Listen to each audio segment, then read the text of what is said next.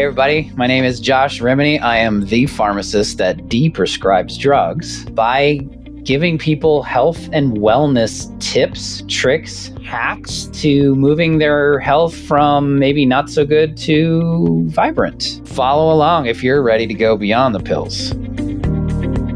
Hello, everyone. Welcome to the Beyond the Pills podcast. My name is Josh Rimany. I am the unpharmacist because I love getting people off unnecessary medication. So there are some medications that are necessary, ones that are unnecessary or not needed because of lifestyle and interventions that we can do are the ones I love getting people off of. So in today's episode, we're going to do another mini charge on Beyond the Pills protocol. So these are the things that we could do beyond the pills for blank. So a lot of times people just tell me, what is the natural approach for blank? What is the supplement for blank? What we do now is with this beyond the pills approach is you can take the same approach to anything that let's call it your pain point, the thing you're trying to fix, your chronic condition. Today, we're going to talk about our anxiety support beyond the pills approach.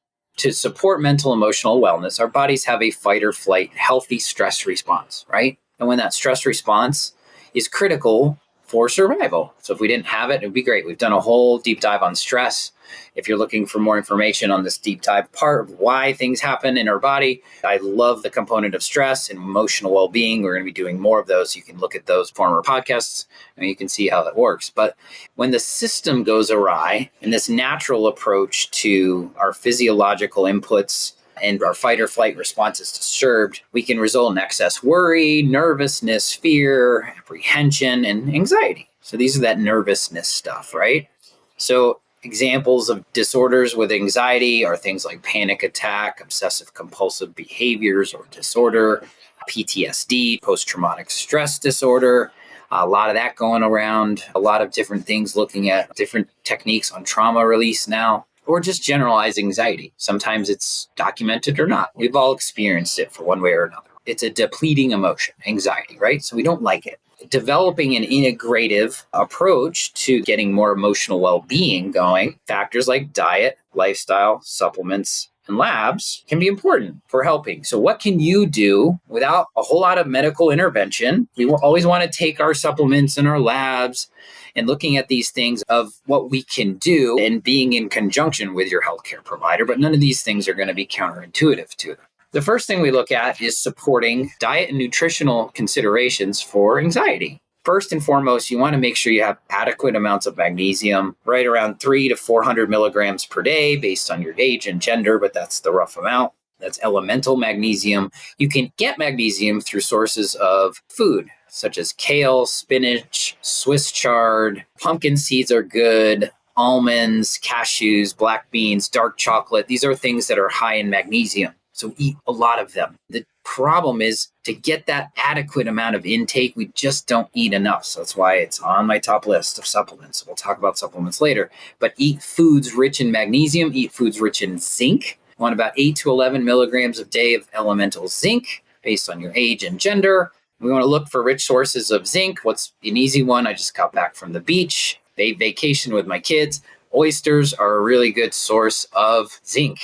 Liver, beef, pork, crab, lobster, some of those things that cause inflammation, right? Those shellfish, they're also high in zinc. So if you're not in high inflammation zone, eating those types of foods like crab and lobster on occasion is also good. Baked beans are good. Make sure they're organic, low sugar.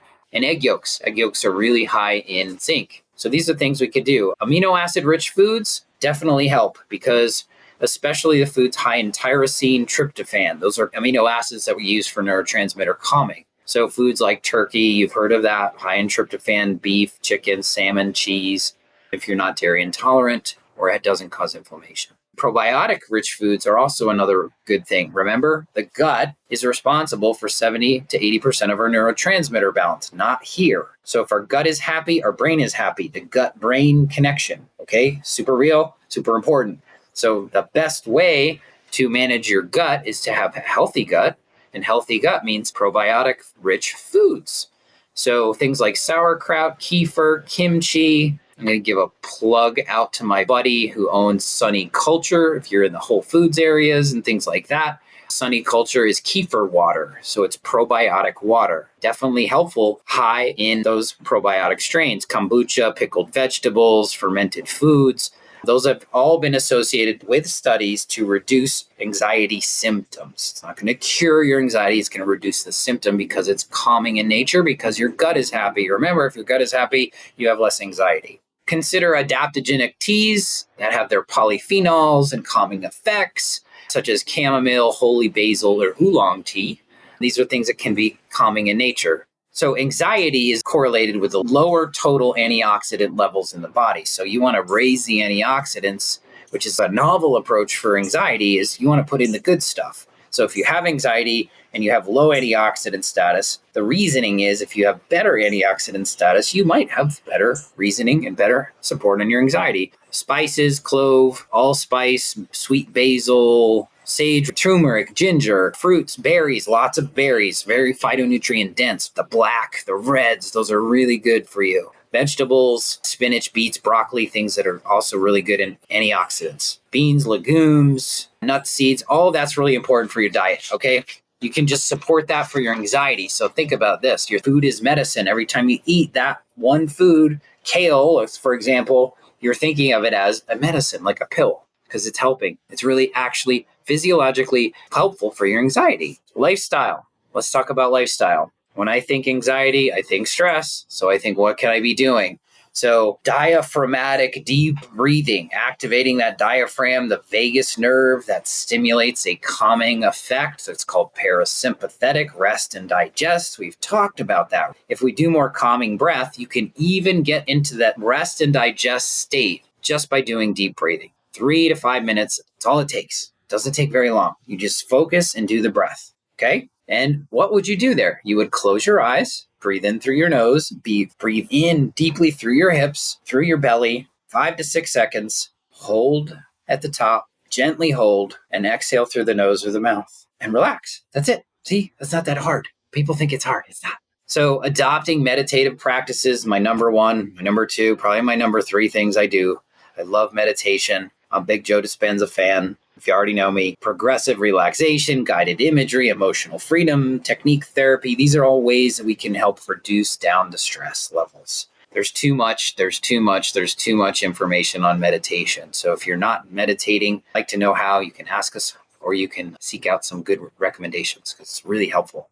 Exercise, mindful exercise for anxiety. So these are things like Qigong, Tai Chi, yoga, where you're mindfully moving, not high-intensity interval workout. Remember that, high-intensity interval workout, stress on the body. It might be good stress, but it's stress.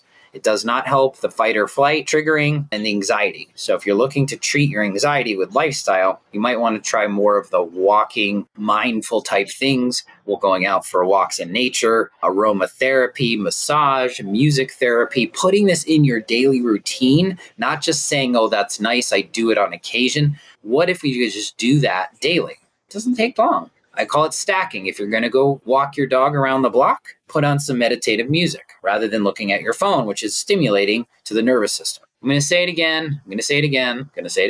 Optimize sleep. If you're looking to optimize sleep, go to our former podcast on sleep. Really important for sleep practices, your care practice for sleep. If you intentionally do the things that have been shown and proven to optimize your sleep, you will ultimately help the stress response system. Remember, when you're sleeping, that's the brain's dishwasher to get rid of all the junk and all the stress and clearing out all the cortisol and all that gunk up there. So if you're sleeping well, you're detoxifying the brain. It's the only time of the day where the brain detoxifies and gets rid of the stress and disassociates the thing that happened with the emotion. That's what we want to do when we're sleeping in a good, deep, restorative, and REM sleep. And the easiest thing we do when we put our patients through programs is we have apps. And the apps can track your diet, your lifestyle, supplements, and labs. You can use a system to monitor your stress and anxiety levels. In our high-level practice, we also use heart rate variability monitoring with heart math techniques. These are something you can do, simple and easy, 5 to 15 minutes, 2 to 3 times a day for 6 weeks, has been shown to clinically prove a reduction in stress and a reduction in anxiety. Those would be the lifestyle interventions that we'd want to do. Let's talk a little bit about labs. Third pillar here, labs. couple things you could do. One, you could test your genes, okay? There's certain genes, 5-HT1A, the MAOA gene, and the COMT, catecholamine O-methyltransferase. These are ones that are responsible for how you produce, how you eliminate, how you metabolize your calming neurotransmitters and also your excitatory neurotransmitters. So if you keep the cortisol around longer because you're genetically not predisposed to spitting it out and metabolizing out, then you're going to be at a more excited state longer. So if you knew your genetics on those things, we have a genomic insights thing, and especially the one that I've really loved to use is the DNA company. You can use our link at dilworthdrug.com. We have a link where you can actually get your DNA. Remember, DNA for wellness is different than DNA for sickness, just like the approach for wellness is a difference for approach for sickness. We're not looking to see if you're predisposed to anxiety. We're looking to see what pathways that will either support or not support your body's ability to manage stress, to sleep, to metabolize certain neurotransmitters, or to make them. So those are the things that we can look at now to optimize your health and optimize your supplement protocols as well. Looking at your genetics is super important. It's a lot cheaper than it used to be. For $500, you can get an awesome DNA report from the DNA company. If you'd like me to help support you in that, please let me know, because we are a provider for them. You can take validated surveys like a generalized anxiety questionnaire to monitor your progress, right? So a lot of what we do in our programming is you take an anxiety symptoms questionnaire in the beginning, then you do all these lifestyle modifiers and integrative approaches with diet, lifestyle, supplements, and labs. 3 months, 6 months, whatever time frame, you take the same survey and you see how you're doing. It's a really easy self-reported score is undervalued.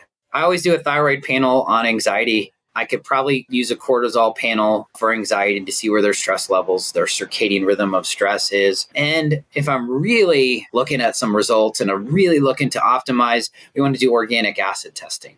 So organic acids can test for how your neurotransmitter metabolites are doing just from your urine. So the metabolites like HVA, VMA, there's these big long words. There's 4 of them specifically tuned around organic neurotransmitter balances. An organic acid test is something that your functional pharmacy or your functional doctor can do. It's a urine test. It's not invasive. And you can get like 75 metabolic markers for your health and wellness on one lab. Super important. So if you're looking and interested for that, we can do that. You can just contact us. You can direct message me. You can put comments in the lab. We can do anything. We can do this stuff now. Point of care, you don't need a prescription, but it can really improve your anxiety if you look at it from that perspective. We're doing supplements last because I think this is a really key component for the therapeutic support for a protocol to get clinical outcomes with anxiety. So the first thing I use is something to support neurotransmitter balance in the body. And so a lot of these things are blends that really help. We use Night Calm at our store. It's by Vinco. VINCO. It's got an adaptogenic blend, valerian, passion flower, lemon balm with magnesium and melatonin. So for people that have anxiety and want to get to sleep, it's a really good product. I also use Catecholacom by Designs for Health, which has vitamins.